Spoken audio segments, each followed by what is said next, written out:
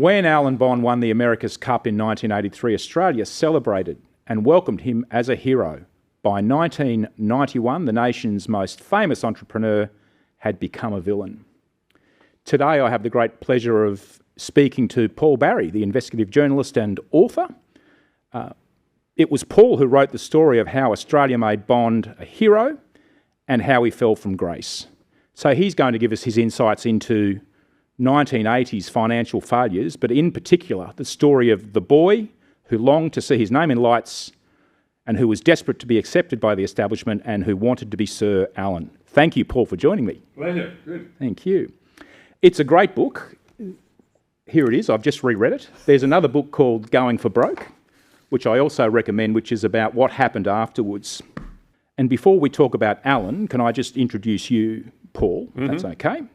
Born and raised in Kent, about 50 kilometres as the crow flies from where Mr Bond was born. Yeah. Went to Exeter College at Oxford. Famous alumni, Tolkien, Pullman, Burton. You share something in common with all those people, I think. But Oh, I don't know about that. I'd certainly love to be Philip Pullman. He's a great writer. Well, you don't write fantasy, though. You write but I'd love to. I'd love to write fiction. Worked on Panorama once you left college. In the mid-'80s, moved to Australia, which has been good for all of us. Worked on the ABC, investigative reporter on Four Corners, economic governance, those kind of things. Some great stories. I just re-looked at Blue Death about Winter Noon, which was a great early story of yours, which I equally recommend to people. But it was Bond that really brought you to prominence, and you've written 2 books about him and indeed books about other people. So what is it about these flawed heroes that interests you? Look, they're colourful, they're fascinating characters. They do things that normal people don't do. So they're interesting from that point of view, and what they get away with, I think, is also interesting. They have such nerve and such ability to take money from the public and then not pay it back, make themselves incredibly rich and then walk away from the wreckage. So I think that's interesting for a start. But what fascinates me about Bond in particular is that we made him a hero. And he's clearly, if you know anything about him, he is not worthy of being a hero. I mean, he's a fraudster, basically. He's a con man, he's a snake oil salesman, he's a fantastic salesman, but he's also someone who's basically breaking all the rules left, right and centre. And yet everyone loves him. And he speaks very highly of you. Love him. It speaks very highly of you as well. Oh, he does, absolutely, yeah.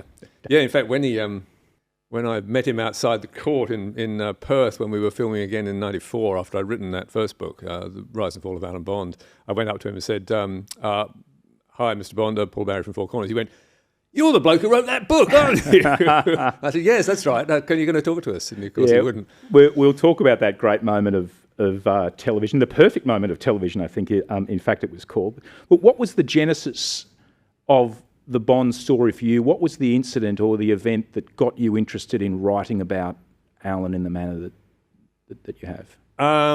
Look, I was interested in him from England. I came out to Australia in 87, but he was already on my radar, I think because he was British, had been British. He was a 10-pound pom, and because he was such a showman. But he had won the America's Cup in 83, 84, was it? 83, I think. 83. So he was on our radar in Britain, and I thought all those guys were pretty fascinating. But what I suppose made me, drew my attention to them was that my career in journalism started in 75 in Britain, and in 74 there was a massive property crash, and the FT index went down from 546 to 140 in the space of no time. And I came in and began my career as all these people were basically being charged and jailed, or not charged and not jailed, as the case may be. But all that stuff was falling apart. And I looked at Bond and I thought, my God, it's all happening all over again. And nobody seems to know. Nobody seems to be aware that this guy's a complete shonk and that it's all going to fall apart when the market goes down. And he was a well-known figure in the UK. Yeah, he was well known. I was thinking it would be fun to make a series about Bond and Skase and Elliot and Packer and all these guys, because they were all larger-than-life figures. We didn't really have anything like that in Britain. And boning up on the numbers, so to speak, and understanding these transactions. Just talk a bit about that, because I mean, you're almost a member of the insolvency community. you know more than most of us. So Just tell me how you boned up on that. Did that come easily to you? Or? What attracted my attention was I'd had a year on Four Corners and had made that story about blue asbestos in Wittenoom, which was a shocking story. And I had done enough, and I had like 3 months before my next story, and we were looking around for something big to do. And I was looking at Murdoch, and I was looking at Bond. And what interested me about Bond was when you looked at his accounts, they made $400 million profit, and almost all of it was in the Cook Islands. And you just thought, how the fuck does he do that? And why isn't he paying any tax? Because he was paying I think $1 million tax on $400 million profit. So that's what we were interested in going after. And look, it's pretty difficult, but the annual report that they had listed all the subsidiaries, were about a couple of hundred of them, and all the amounts of profit that those companies had made. So you could actually identify which companies had made the money in the Cook Islands or wherever it was. So that was kind of a clue. And when you started looking at those companies, you got some idea of what they were doing. So one of them owned the Hilton Hotel in Sydney, for example. So our big question was, well, how do you make a profit of $150 million in the Cook Islands by selling the Hilton Hotel in Sydney? Good question. And then you go and talk to the people who know about the Hilton. They go, well, it's not been sold. And you go, oh, that's even more interesting. So I don't know. You just you go and talk to people who do understand these deals, and you try and put them together. And after a time, you do know more than most people, or perhaps more than any of them, because they don't talk to each other, but they will talk to you. So you go, well, that's interesting because he told me this, and that kind of links in with a similar sort of deal over here. So you begin to get a picture of how it's all working. And then we went to the Cook Islands, and we ambushed this guy who was his director there, and said to him in typical mafia style, look, we can do this the easy way or the hard way. You can sit down with us and tell us what's going on, or we can bounce you as you walk, walk out of your office. Yes, yeah. So he agreed to talk to us, which is not a good move on his part. And I said to him, so how does Bond Corporation make all this money here? Does it do any business here? And he went, not as far as I know. So I don't know, just things like that. And then eventually the big deal that we cracked was this piece of land in Rome where he had made $150 million profit in the space of no time at all. And it had done it through the Hong Kong company, and we persuaded the guy who ran Four Corners that we should go to Hong Kong for the launch of, I don't know, some big building there he'd built or whatever. And when we got there, I think they were launching a company there. When we got there, we managed to get inside at Baker McKenzie. We managed to get into the room with a shareholder. And look at the prospectus. And in that prospectus were details of this transaction and how they had made $150 million. And it was basically a put and call option, which means they'd flogged it off to a mate and they were going to buy it back again for the same price. And so they created this $150 million profit with Spedley, in fact it was. Yes. And we looked at this and just went, oh my God, that is incredible. And so, that's how we did it. You do it bit by bit. And you surprise yourself in terms of how much you can get and how much you know. I recommend to people that they find the book and read the exchanges between you and Tony Oates in the book, which I think some of them were about the Palace Hotel transaction as well.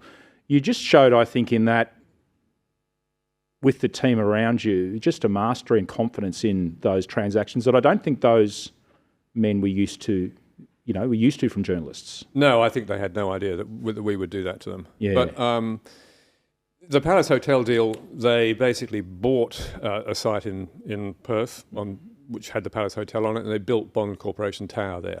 And the way they made money was that they bought it, Bond Corporation bought it, but on the way put it through another company which creamed off the profit. So they sold it to a company controlled by the directors, and each of the directors took $1 million, or each of those four directors, Oates, Beckwith, Bond and whoever, Mitchell, took out $1 million each to put in their pockets. Very complicated transaction, but very simple deal. It's like, we'll just pass it through here and we'll clip the ticket on the way.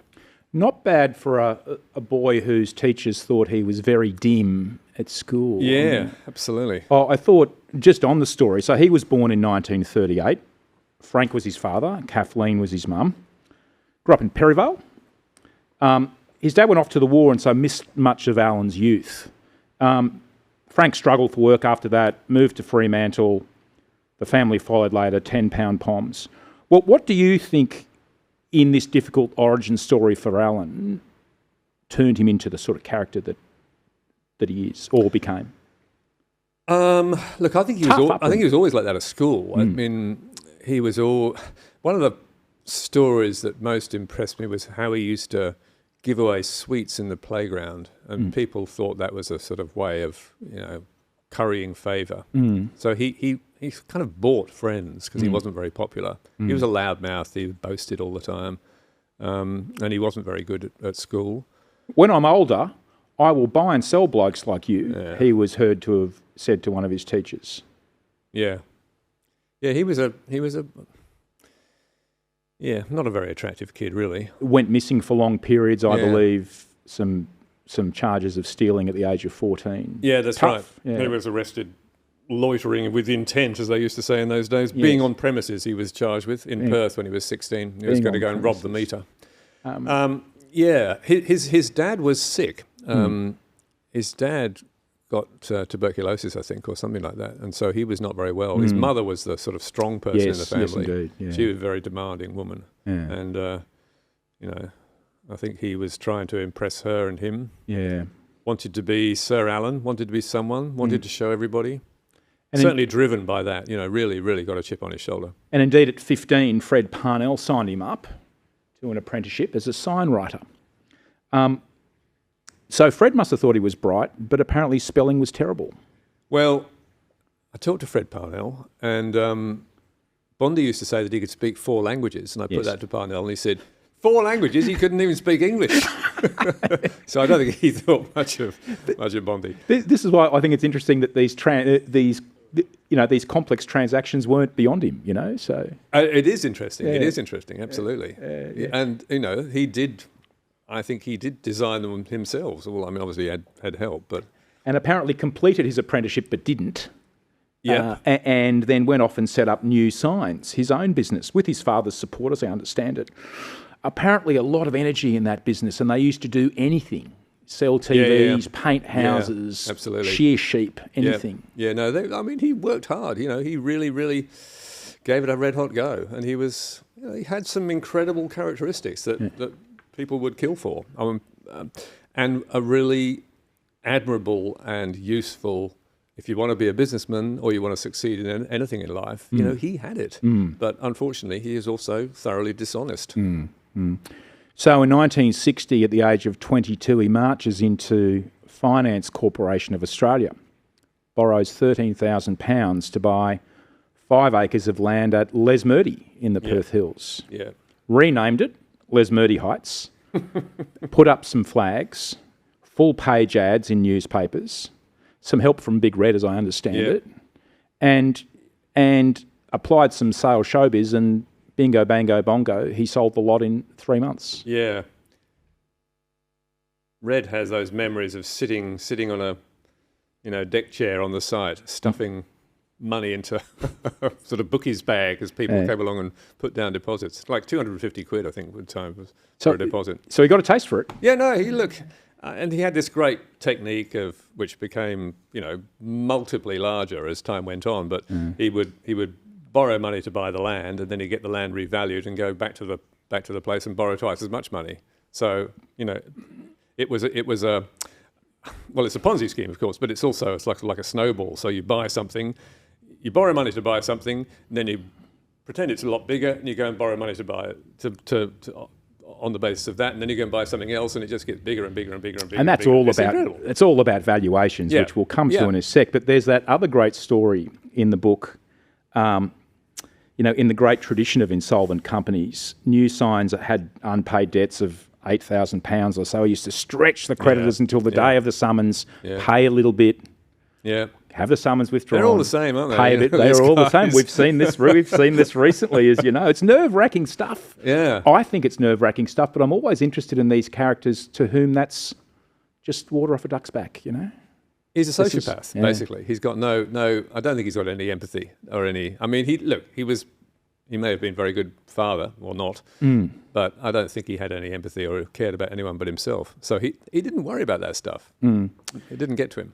Just on the valuations and the sort of complicity of the business people in Perth, particularly to this, you say in the book, what he did essentially was to punt on a rising market. And while land prices or property prices or share prices or whatever were rising, he could borrow huge amounts, stick it all in the deal, make a profit, and then put all the money in the next deal. Yeah. So he was punting the whole company on the next deal. Yeah. That's bound to unwind because economies go up and down. What do you think it was about the lenders, particularly in Perth, FCA and Custom and these organisations, that they sort of didn't do credit assessment in the way that we would expect credit assessment to be done? Did they just fall? What do they say? Look, it's hard to borrow $1 million from a bank, but it's easy to borrow $100 million. Yeah. I think they see what's in it for them. They see the fees and they see the profit that they can make, and they see a guy who they think has got some new answer, some new. We believed that Skase and Bond and those guys actually had a new way of making money, and that they had suddenly invented something that no one had thought of before. That they were geniuses. So I think the people who are lending them money, they're taken in, they're persuaded. These guys do have an incredible ability. I mean, Bond has an incredible ability to persuade. So I'll tell you a story.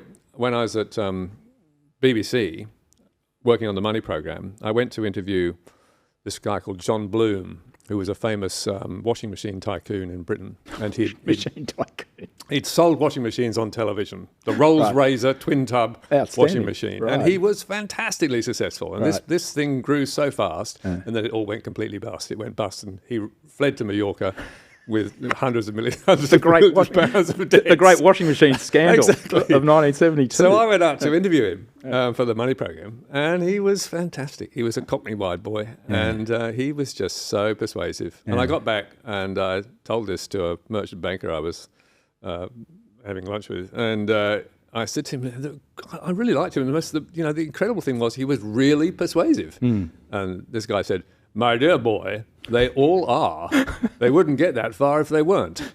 And that's true, they do have this incredible capacity to persuade people. And probably to convince themselves. Yeah, absolutely, that it's all going to be fine. He had a very, as again you say in the book, he displayed a very relaxed attitude to the truth. The Yanchep Sun City project, which we'll talk about, that actually deserves a podcast of its own, which was, of course, a complete fiction. And he's driving past in the white Rolls Royce with Bertrand, and Bertrand says, "What's going on over there? Those hills have been sprayed with bitumen and green paint." He said, "Oh, that will just make them look better in the brochure, That's right. John Bertrand being the just helping the grass along, he captain. said. Yeah, the skipper of his America's Cup boat. Yeah, I mean, Bertrand insists that that's true, that Bond certainly told him that. He had great dreams for Yanchep, and, the politicians loved it. He was going to build a Disneyland and a racetrack and a GP circuit and 60,000 houses or whatever it was. His dreams were big. 250,000 people, 60,000 houses, yes. I mean, and actually, although I wouldn't think say there's none of that 3,000 came people to living pass. there now, I think. Yeah, but there is, I know it's certainly nothing like the dream, but there is something there. He did have that capacity to create things. Yes. Most of them didn't. He built some pretty nice buildings, and he had ocean shores up on the coast of New South Wales, and he had Yanchep. So he had, he wasn't a complete fraud in the sense that he could get some of this stuff to happen. I just wonder when you go home. And he won the America's Cup. Well, I'll come to that in a sec. That's why he needed Yanchep to work. Yeah, absolutely. I just wonder what happens when you get home and you see Big Red and you say, "What did you do today, dear?" And you say, "Well, I painted the hills green so that I could make them look good on the..." Oh, that's nice. Probably her idea.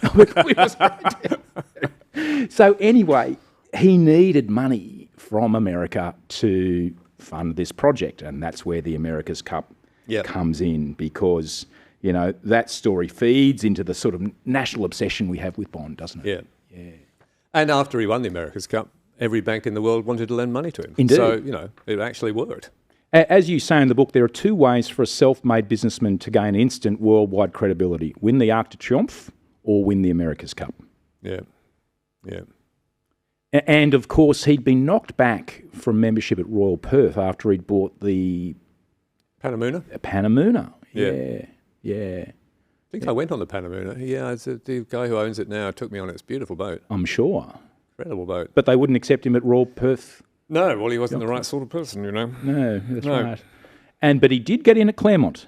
Well, he did. He got into the Royal Perth Yacht Club eventually, didn't he? After, I think, when he mounted the America's Cup Challenge, because they thought, well, we can't have Claremont doing it. We want that, so we'll sign him up. So he turned up in 74 with Southern Cross. Yeah. And he was up against Courageous, I think, led by young Dennis Connor at the time. The New York Times said he was intensely disliked. His money is new, made on penny and dollar stocks and on land speculation, and his manners are terrible. Did I have that in the book? You had that in the book. Yeah. Right. Yeah. So this America's Cup obsession that continued and continued, he didn't stop until he won. Yeah, I don't know. I don't know why. What's that all about, do you think? I mean, he obviously did like yachting. You know, he wasn't just financier of it. He did do it. Well, I'm told his father told him to take up yachting to relax. Oh, really? Yeah. Oh, right. It doesn't sound like it was very relaxing for him. No, I don't think so. But he was obsessed. Yeah. And piled lots and lots of money into it and lots of energy into it, and did finally get there. So that's kind of a. That's what I was saying about how he had some great qualities, this nerve and perseverance and belief where no one else believed. So, those attributes are very valuable. It's a problem that he just had them, that he was not an honest man. And then there was the crash, as you said, 74, 75, property crash. He's returned to Australia after not winning the America's Cup, in fact, getting badly beaten. Yeah. $100 million in debt, and went cap in hand to the WA government to buy up his land. And, of course, they said no, but they thought about it. Yeah. And then, ultimately, as I understand it, the banks didn't tip him because Citibank, who backed certain of the Australian lenders, said never in 120 years have we walked away from a company for which we are responsible. Now, that's just an irresponsible thing to say, isn't it? I mean, how do you say to your own shareholders that we're going to back this man? Look, I'm not sure that's the truth either. I'm not sure that would be what their motivation was. Indeed. I mean, there's also a story in the book about when he was confronted by his bankers, what he was going to do about it. He said, well, either you accept my deal or I'm walking out of here. And he threw the keys on the table. Indeed. And they went, Mr. Bond, please, come back. Yeah. Because, as he well knew, he was far more likely to be able to sort the mess out than they were. Yeah. So, okay, you take care of it. Yeah. Now, I've seen other people do that. Yeah. Always call their bluff. Take the keys, right? That's what a good liquidator does. Yes, I wonder what would have happened if they had. Whether they would... what did he have? Yanchep and lots of... Big bunch of keys. Yeah, big bunch of keys. Big bunch of keys. A lot of debt. Santos, he tried to purchase. Once he sold Yanchep to the Japanese, he started offloading assets, tried to buy Santos, and the South American government stopped him. I think there's some irony. South Australia. Yeah. Yes, South Australia. I think there's some irony in that, given what's happened in South Australia with with Sanjeev Gupta. Yes. Yeah. So they were prepared to Mind you, Santos is a far more, the oil fields that Santos and oil and gas fields that Santos has a lot more valuable proposition than Whyalla. So, Whyalla is a drain. Yes. Santos is a huge positive for whoever owns it. I'm making the parallel that sometimes governments back entrepreneurs and sometimes they absolutely. don't. Yeah. Yes, it was interesting that they wouldn't let him. Australian of the Year in 78. I looked on the website. There's nothing there now but an awkward in memoriam. Really? Yes. Yeah. But he would have, I don't think it was surprising that he was Australian of the Year. Yeah. Well, I think Australia takes its sport very seriously, and he was a guy who was taking Australia to the world. So, that was the attraction of Bond. 10-pound pom made good. Yeah, all absolutely. That. It was a success story. Yeah. But also, his businesses were doing well at that stage.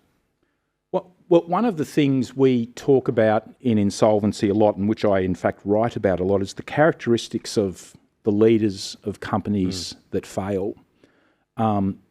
More often than not, particularly material companies, domineering executives who make captain's calls, who don't listen to the people about them, and who have what we might say is a relaxed attitude to the truth. Yeah. That's what we see in Alan, isn't it? Absolutely, yeah.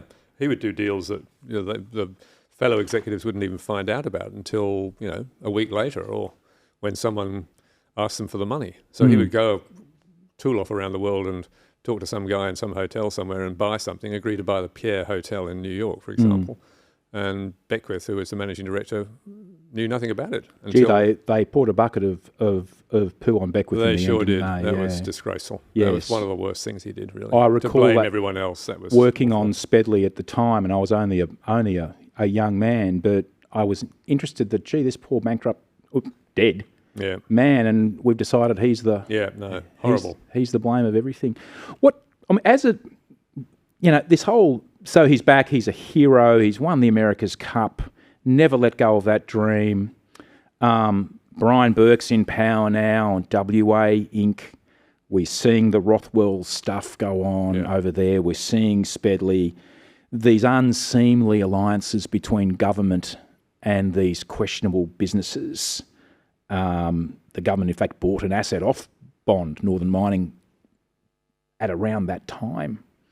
I mean, as an investigative journalist, had you ever seen anything quite like this? This kind of, these links, unseemly links between government and government people? No, I think WA Inc. was a unprecedented, well, at least in my experience. I'm sure it has happened other places in the world and other countries, but in terms of Australia, I don't think that nexus between these multi-millionaire entrepreneurs and government and the deals that they were doing together and the way in which their transgressions were ignored.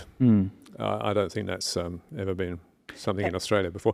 I mean, just take the Palace Hotel. The Palace Hotel deal, in which the four key directors of Bond basically stole $1 million from their shareholders.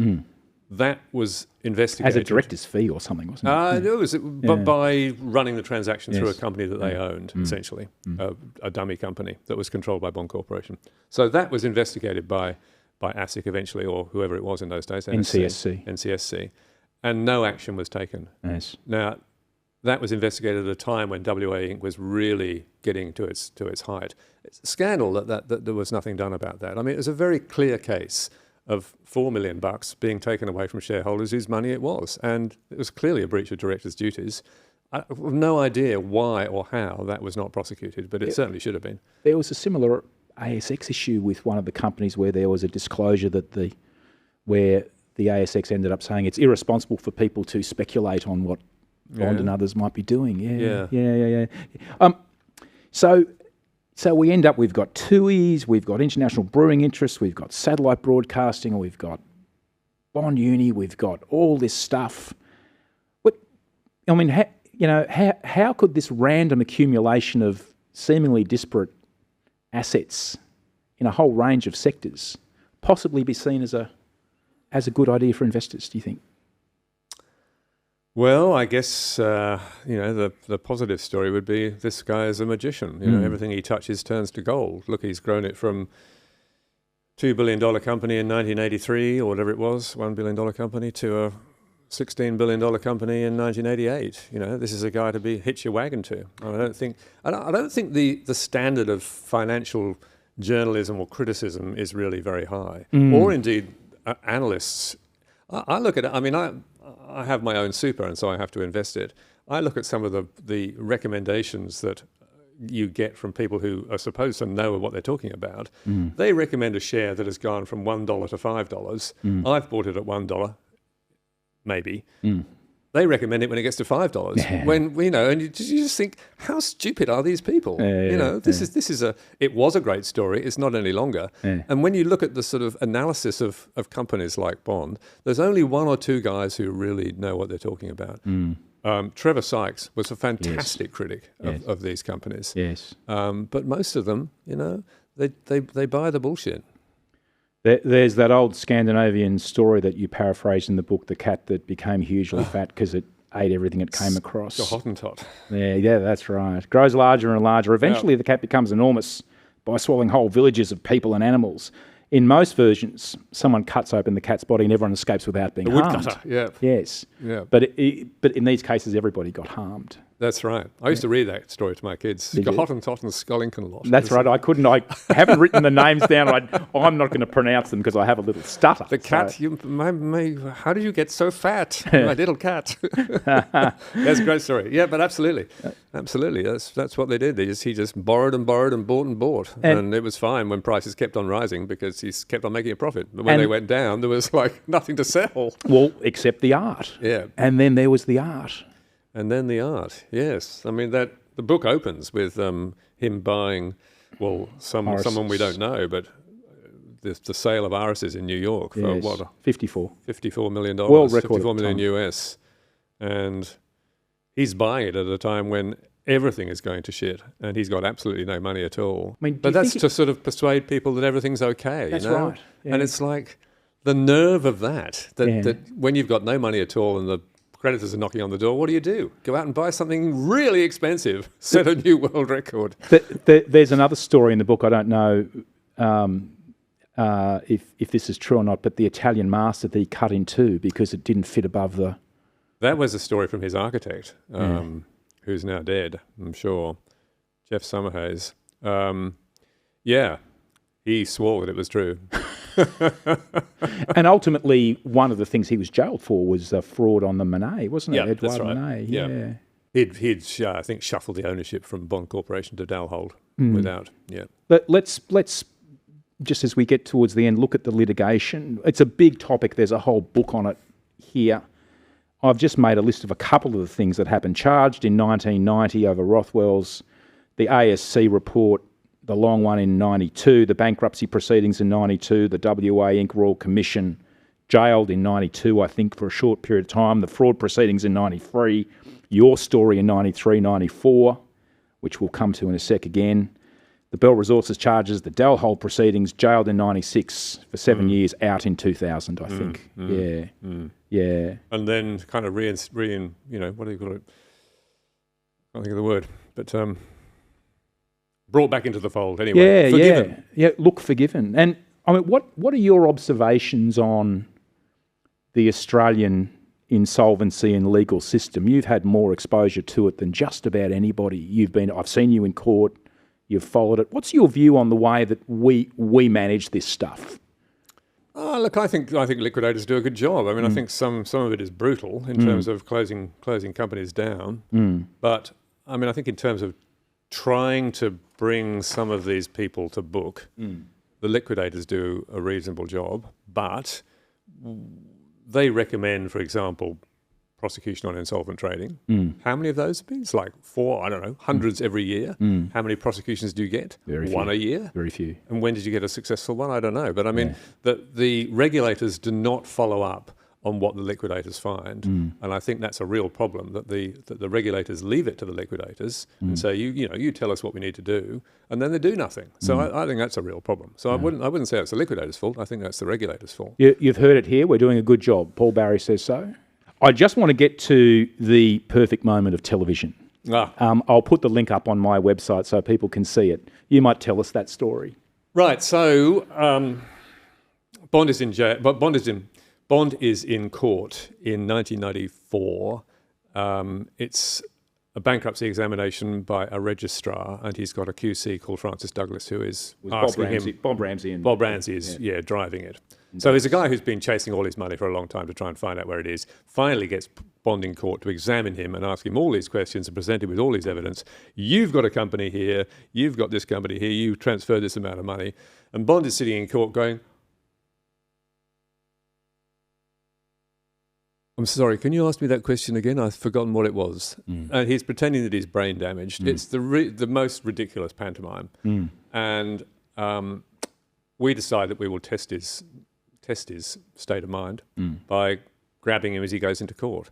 So as he comes up the road from the Sheraton Wentworth, where he's been staying and doing deals as he's overnight, we bowl up to him with a couple of cameras, one behind him and one behind me, and I come round in front of him and I confront him and I say, Mr. Bond, Paul Barry from Four Corners, do you remember me?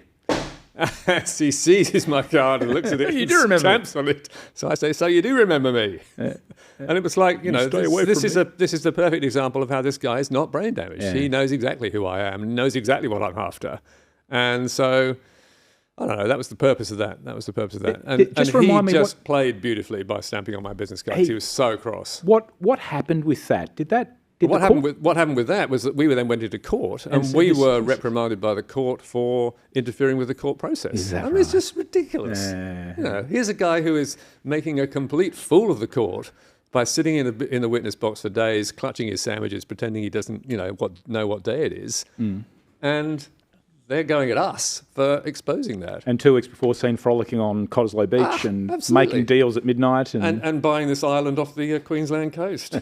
And then doing deals, with Russia and doing deals with this guy who's, I don't know.